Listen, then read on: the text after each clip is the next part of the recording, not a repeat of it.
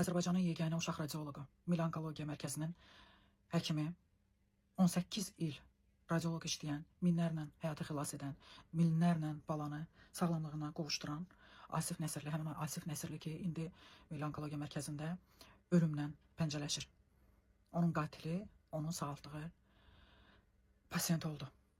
2025-ci ilin oktyabr ayında 6 dəfə kimya alandan sonra adam sağ-salamat evə göndərilir. Asif Nəsirli onu sağaldır. Düz bağırsaq xərçəngindən tamamilə sağaldır və göndərir evinə. Hətta yol pulunu da verir ki, bilir ki, kimsə artıq bu adama kömək eləmir.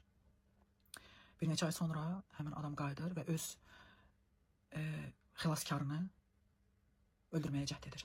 Həkimin paylaşımında oxudum, deyir ki, dedim Asif, necə bacarırsan balaca uşaqlara radiasiya verməyə? Deyir ki, sənin saçın ağarıb. Deyir, dedim, yox. Deyirəm, mənim saçım ağarıb. Bax, bu həkimdir. Dərd çəkə-çəkə müalicə eləyirdi ya.